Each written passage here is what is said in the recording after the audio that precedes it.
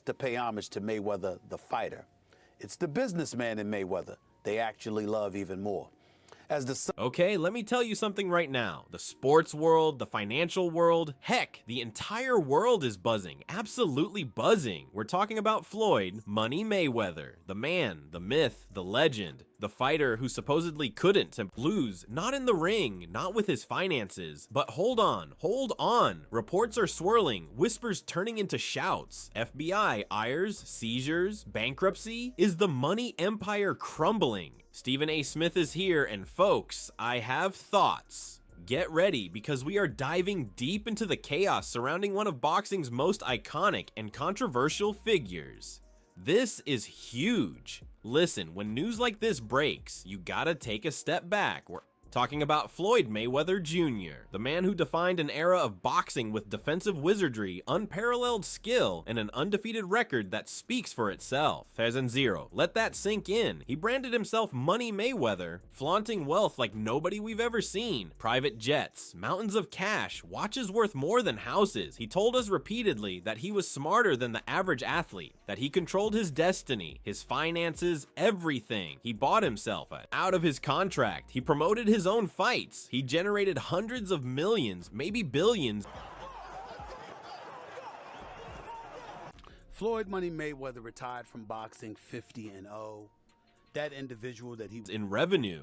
And now we hear these explosive claims. A $402 million real estate scam, assets seized, the IRS and FBI involved. It sounds like something out of a movie, not the life of the man who called himself TBE, the best ever. Now, Floyd has broken his silence. He's come out swinging, not in the ring, but with his words. He's defiant, indignant even. He admits there might have been financial hits, setbacks, but he insists he's resilient, unshaken. He says setbacks are part of the journey. And let me be clear, I respect resilience. Anybody who overcomes adversity deserves credit. Floyd certainly had a tough upbringing, and he's spoken about it. A mother battling addiction, a father incarcerated, navigating the pressure of the Olympics largely on his own. That kind of fire, that kind of pain, it can forge an incredible drive. We saw that drive in the ring, the relentless work ethic, the dedication to his craft, particularly that shoulder roll defense his father taught him, perfected through endless hours of practice. Even now retired, they can say he's still in the gym in the dead of night. That discipline, that hunger, it's undeniable. It built a legendary boxing career. Nobody, and I mean nobody, can take that away from him.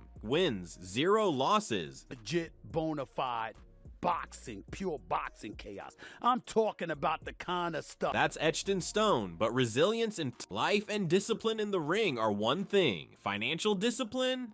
That's a different beast altogether. And when you cultivate an image so heavily reliant on obscene wealth, when your nickname is literally money, the fall, or even the perception of a fall, is catastrophic. It cuts to the very core of the persona he meticulously built. Floyd's defense strategy seems to center on a major real estate investment. He talks about 62 apartment buildings in New York City, affordable housing units, valued at $42 million. He stresses repeatedly that he owns them outright. No partners, just him. He calls it a smart financial move, a power statement, legacy building. Okay, Floyd, if that's true, fantastic. Owning tangible assets like real estate, especially affordable housing, can be a solid play. It diversifies away from just fight purses and endorsements. But the timing of this revelation amidst these swirling rumors of financial doom, it raises eyebrows, doesn't it? Is this a genuine cornerstone of his wealth, or is it a conveniently highlighted asset to counter the negative narrative? He says no partners. That's classic Floyd. Always has to be the lone wolf, the one in complete control. Sometimes Floyd partners bring expertise, shared risk, accountability. Maybe that's something that's just embarrassing. Look at this here, please.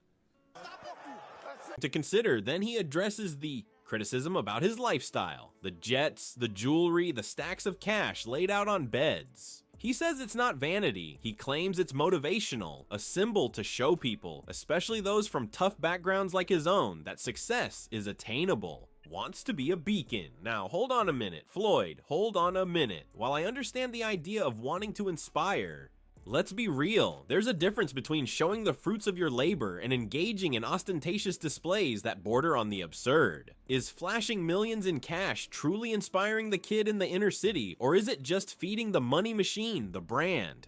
Does it motivate or does it breed resentment or unrealistic expectations? Many athletes achieve incredible success and give back tremendously without needing to constantly remind everyone how much richer they are than everybody else. True inspiration often comes from humility, hard work, and impact, not just the price tag of your watch. I find that explanation a little hard to swallow, Floyd. It sounds like justification, frankly. Vanity is vanity. Let's call a spade a spade. He also talks about his business strategy, and this part is, wow. He admits openly that about 90% of his investments fail. 90%? Are you kidding me, Floyd? I believe that I do. At least I got a legitimate reason to. I work for somebody. I have to answer to somebody. That's ESPN. You want to call that a shame, then call most of the American public being shameful because they're employed by somebody else. Floyd is worth close to $500 million, if not more.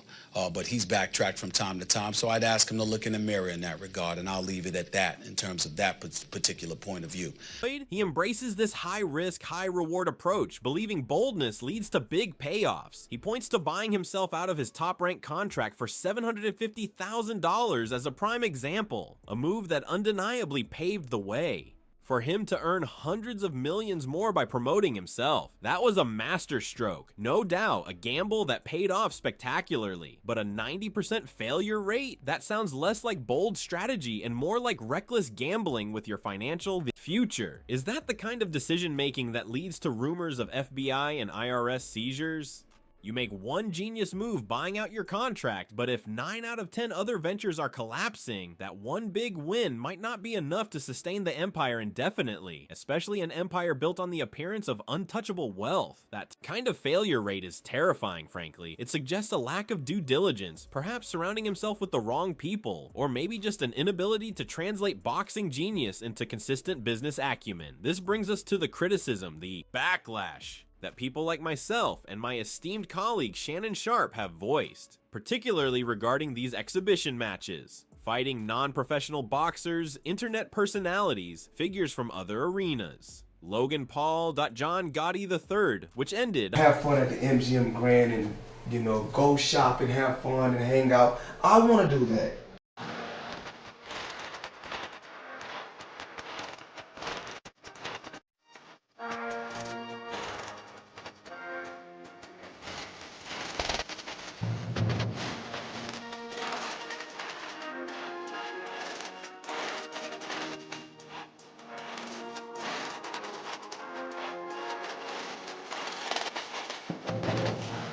I defend him because I believe that in that chaotic brawl, Floyd says he's playing by his own rules now. He famously said he chooses currency over legacy. Currency over legacy. Let that phrase hang in the air. For a fighter who achieved the pinnacle, dominating his sport for years, to prioritize cash grabs against frankly unqualified opponents over protecting that hard-earned legacy, it's disappointing. It's feels, dare I say, disrespectful to the sport of boxing that gave him everything. Is it entertaining? To some, maybe. It generates buzz, gets headlines, and yes, makes Floyd another paycheck. But at what cost? Does it enhance his standing? Does it honor the sacrifices and discipline that got him to the top? Absolutely not. It feels like a dilution of greatness, turning a legendary career into a traveling sideshow. He counters that it's part of a larger strategy, okay? Floyd, what strategy? The strategy to keep the cash flow coming, because maybe those 90% failed investments are catching up. The strategy to stay relevant. The strategy to fund the lifestyle. Because it certainly doesn't feel like a strategy aimed at solidifying his place among the all-time greats. It feels like the opposite. It risks overshadowing the brilliance of his actual boxing career. When you hear Mayweather, now is the first thought The motivation behind most of the critics is because he flaunts his success. He flaunts his wealth. And they hate the fact that he has it. I look at the fact that he earned it. I look at the fact that, you know, he's a kid that has achieved the American dream. And he did it with a lot of hard work. He dedicated himself to the sport of boxing since he was 2 years old. I see that picture. Who is that? That's where it all started from. That's you? That's me. I can't hate on that man for that. I gotta respect that. Masterful defense against Canelo, or is it the circus against Logan Paul? That's the danger. We have to talk about the legacy itself, his defensive genius, that shoulder roll, the way he made elite fighters miss. It was poetry in motion. His ring IQ was off the charts. Combined with that relentless work ethic, training at all hours, it created an almost unbeatable combination in the ring. He wasn't always the most exciting fighter, leading to criticism even during his prime, but his effectiveness was undeniable. He found a way to win every single time. That part of his legacy is secure. The numbers, the belts, the undefeated record, that's history. But legacy isn't just about wins and losses inside the ropes. It's about how you carry yourself, the decisions you make outside the ring, the impact you have. And Floyd's choices have often been polarizing. The legal troubles, the controversial statements, and now these exhibition fights and financial question marks. They all muddy the waters. Even his relationship with his father, Floyd Sr., who taught him the foundation of his defensive style, has been fraught with tension. Mayweather Sr. himself has spoken about how money changed things between them. Once inseparable, their disagreements have sometimes played out publicly. It's a sad reminder that massive success and wealth can strain even the closest family bonds.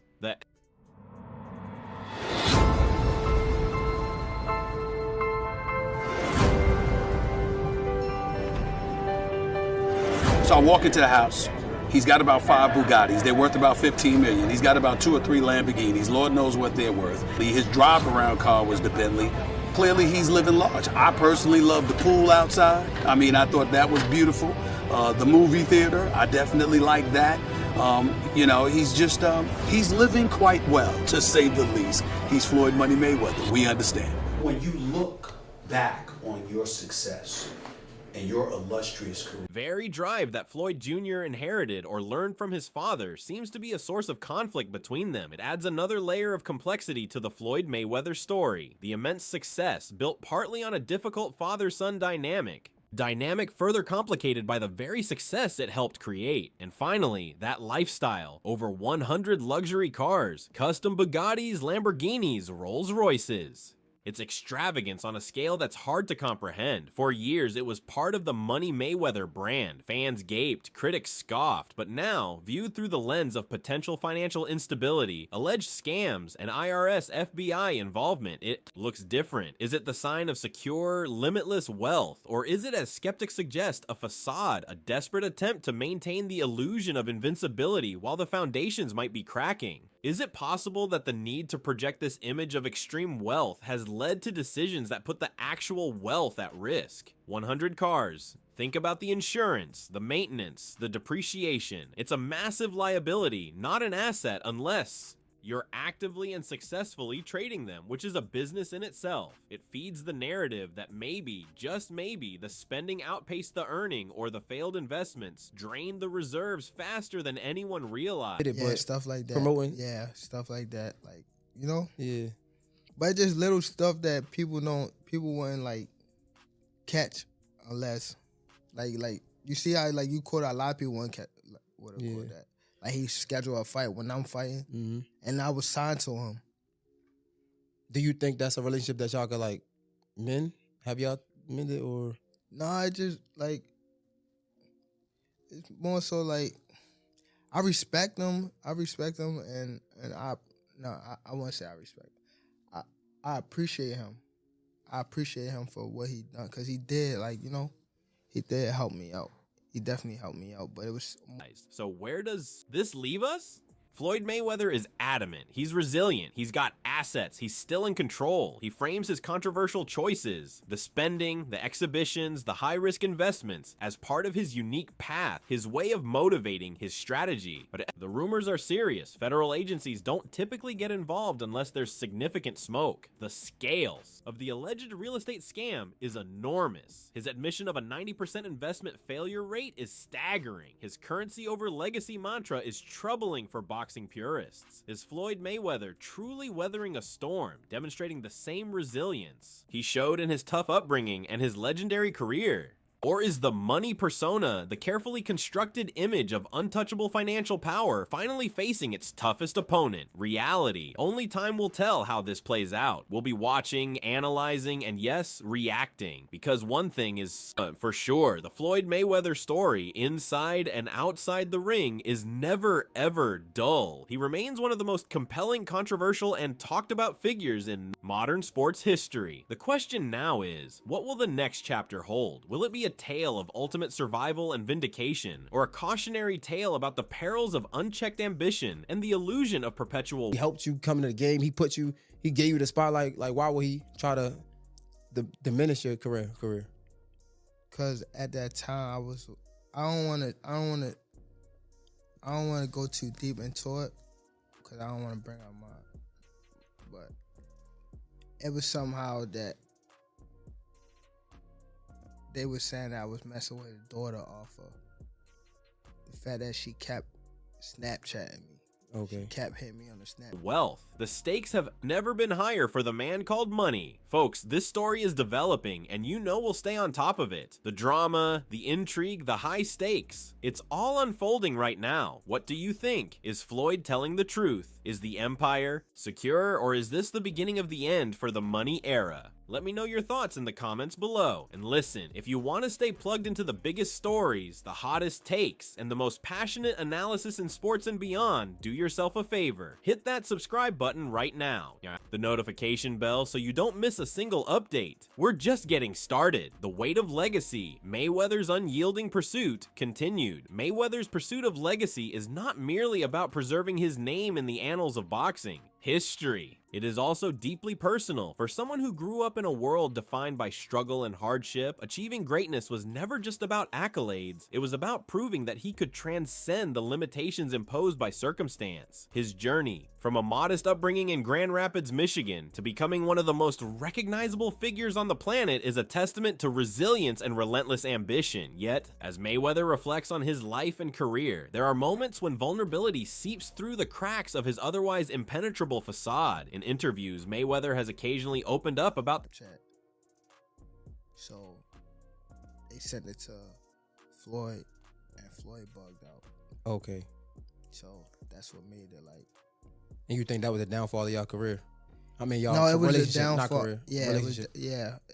It wasn't a downfall of my career. I mean, my our relationship, because it was more things that he was doing. Like, He scheduled a fight, I think, during like your fight or something. I don't think they did. the sacrifices he made along the way, the missed holidays, strained relationships, and countless hours spent honing his craft while others pursued more conventional paths. These revelations humanize him, offering glimpses into the emotional toll exacted by his singular focus on success. While that many admire his dedication, they often overlook the isolation that comes with such an all-consuming drive. Even now, as he navigates life outside the ring, Mayweather grapples with questions about fulfillment and purpose. Has he reached the pinnacle only to find himself searching for meaning beyond titles and trophies? This introspection adds another dimension to the ongoing debate about his post-retirement activities. Critics may dismiss his exhibition matches as mere spectacles, but perhaps they serve a deeper function for Mayweather himself, a way to stay connected to the sport that shaped him while exploring new avenues for self-expression. In this light, his decision to step back into the limelight, even under unconventional circumstances, can be seen as both an act of defiance against time and a bid to reclaim some semblance of control over his narrative. Father and son, a fractured partnership, revisited, continued. The relationship between Floyd Sr. and Floyd Jr. remains one of the most compelling subplots in the Mayweather saga. It is a story of love, betrayal, redemption. Compete with that. So he's pretty big on those scales as far as on the celebrity scale. So he's gonna realize what life is all about, and what friends are all about, and realize that we only have a few of them. And sometimes they're the only ones we got. They may not.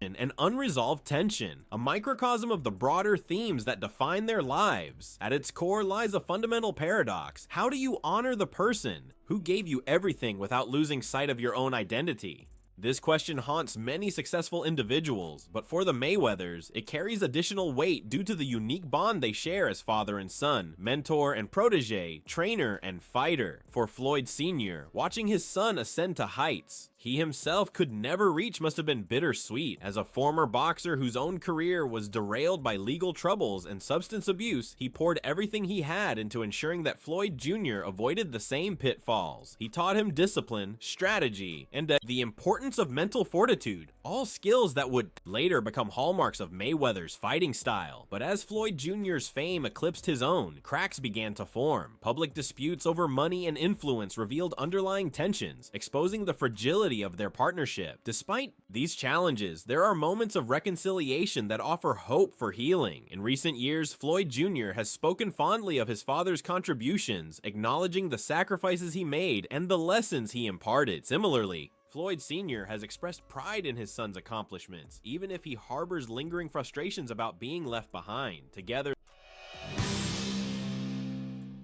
what lessons do you think Pacquiao and Mayweather could learn from you in terms of life away from the ring?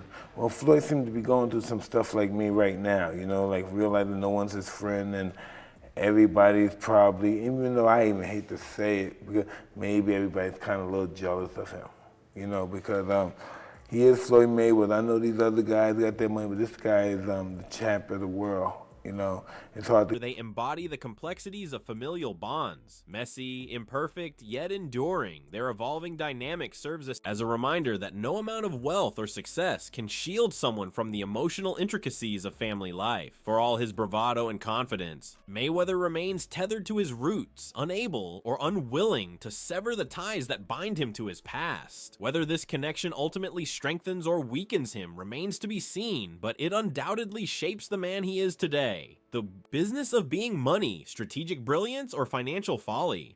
Continued. To fully understand Mayweather's financial philosophy, one must consider the context in which he operates. Unlike traditional athletes who rely primarily on salaries and endorsements, Mayweather has positioned himself as a multifaceted entrepreneur capable of generating revenue across multiple industries. From pay-per-view events to merchandise sales, real estate investments, and media ventures, his portfolio reflects a level of diversification rarely seen among his peers. Approach allows him to mitigate risks associated with any single income stream, ensuring stability even during periods of uncertainty. However, this strategy is not without its critics. Skeptics point to Mayweather's penchant for high-profile spending as evidence of potential mismanagement, arguing that such behavior undermines...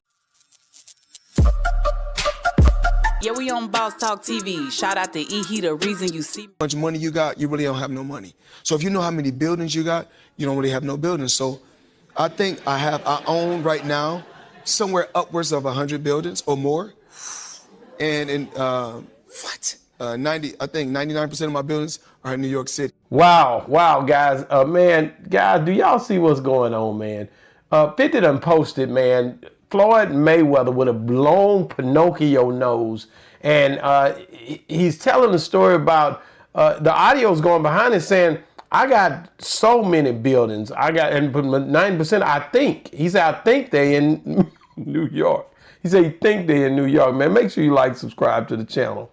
Man, and it's crazy, but it's happening. Yeah, 50 Cent is pretty much exposing the fact that Floyd Mayweather is having issues, but it was not 50 that started it. It was actually... the long-term viability of his empire. They cite examples like his infamous $1 million watch collection, luxury car purchases, and extravagant parties as signs of reckless indulgence. Others contend that these expenditures are calculated moves designed to reinforce his image as the ultimate embodiment of wealth and excess. What makes Mayweather's financial strategy particularly fascinating is its duality. On one hand, he embodies the classic work hard, play hard ethos, rewarding himself lavishly for decades of discipline and sacrifice. On the other hand, he understands the value of perception in maintaining his brand. By flaunting his wealth, he reinforces the idea that success is synonymous with opulence, creating a feedback loop that keeps fans engaged and sponsors interested. Moreover, Mayweather's willingness to embrace unconventional revenue streams speaks to his adaptability. Take, for example, his decision to partner with cryptocurrency companies or launch NFT projects tied to his fights. These ventures may seem risky to some, but they demonstrate his ability to capitalize on emerging trends and technologies. In doing so, he ensures that his brand remains relevant in an ever-changing marketplace. Ultimately, whether Mayweather's financial decisions prove wise or reckless will depend on how well he balances short-term gratification with long-term planning. For now,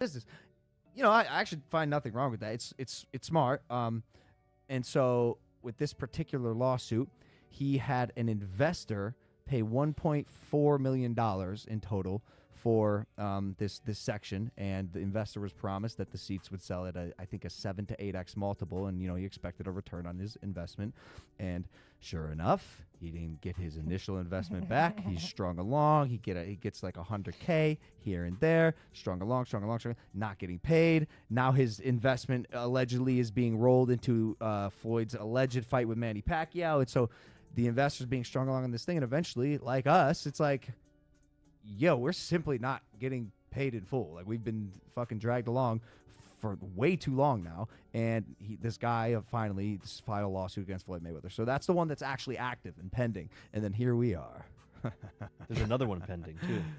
Another one? Yeah. For the cash deal? Now, though, his track record suggests that he possesses the foresight and flexibility needed to navigate the complexities of modern entrepreneurship. The car collection, a reflection of the man behind the myth. Continued. Mayweather's car collection is more than just a hobby. It is a living monument to his achievements, a rolling gallery of memories and milestones. Each vehicle tells a story, from the Bugatti Veyron he purchased after defeating Ricky Hatton to the custom-painted Rolls-Royce Ghost commemorating his victory over Manny Pacquiao. To outsiders, these cars might appear excessive, but to Mayweather, they represent tangible symbols of his journey, a visual diary chronicling his rise from poverty to prosperity. Yet beneath the surface, glitz and glamour, lies a more nuanced narrative. Some observers interpret Mayweather's obsession with cars as a reflection of his need for validation, suggesting that he uses material possessions to compensate for deeper insecurities. After all, few individuals who achieve extraordinary success escape the pressure to constantly prove themselves, and Mayweather is no exception. By surrounding himself with reminders of his triumphs, he creates a buffer against doubt and criticism, reinforcing his belief in his own invincibility. Others see his collection as a form of artistic expression, akin to a painter's canvas or a musician's album. Just as it's about controlling the chessboard, and that's what I was able to do. How did Floyd Money Mayweather control the chessboard with this particular fight? Well, easy. I know what to say. I know when to say it. I know what to post on social media, and I know some cool people in some cool places to make certain calls, to make this big event happen. Did you want this fight? Artists use their work to communicate emotions and ideas. Mayweather uses his cars to convey messages about power, prestige, and individuality. The colors, designs, and modifications he chooses reflect his personality, transforming each vehicle into a unique piece of art. Regardless of interpretation, Mayweather's passion for cars underscores a key aspect of his character: his refusal to conform to societal norms. Where others might shy away from ostentation, fearing judgment or ridicule, Mayweather embraces it wholeheartedly, turning what could be perceived as a weakness into a strength. This boldness, coupled with his knack for self-promotion, ensures that his collection remains a topic of conversation and controversy for years to come. Looking ahead, what's next for Floyd Mayweather? Continued. As Mayweather contemplates his next move, the possibilities are as vast as his imagination. Could we see him return to competitive boxing for a final showdown against a rising star? Or will he pivot entirely toward entertainment, leveraging his charisma and name recognition to conquer Hollywood? Perhaps he will focus on mentoring young fighters, passing down the knowledge and wisdom he accumulated over decades in the ring. Whatever path he chooses, one thing is certain: Mayweather will continue to push boundaries, challenge expectations, and redefine what it means to be a global. Dwayne Wade training his son. You don't see Dwayne Wade playing against just anybody. He's not doing it. You haven't earned that privilege. It's a privilege to be in the company of greatness, in their venue, in their habitat, in their specialized, home, per se. Floyd Money Mayweather should not be letting just anybody in the ring with him. That's my icon. One area where Mayweather could make significant waves is in the realm of philanthropy. Despite his reputation for extravagance, he has quietly contributed to various charitable causes over the years, supporting initiatives related to education, healthcare, and community development. If he were to channel more of his resources and influence into these efforts, he could leave a lasting impact far beyond the confines of sports or entertainment. Another intriguing possibility is Mayweather's potential involvement in combat sports beyond boxing. With the rise of mixed martial arts, MMA, and organizations like the UFC, there is growing interest in crossover events featuring athletes from different disciplines. While Mayweather's bout against Conor McGregor proved divisive, it also demonstrated the immense appetite for such matchups. If he were to explore similar opportunities in the future, he could further cement his status as a pioneer at the intersection of sports and spectacle. Ultimately, Mayweather's legacy will be shaped not just by what he achieves, but by how he chooses to wield his influence. Will he double down on the money persona, continuing to prioritize wealth and fame above all else? Or will he seek to leave a different kind of mark, one rooted in generosity, mentorship, and service? Only time will tell, but one thing is clear, Floyd Mayweather's story is far from over.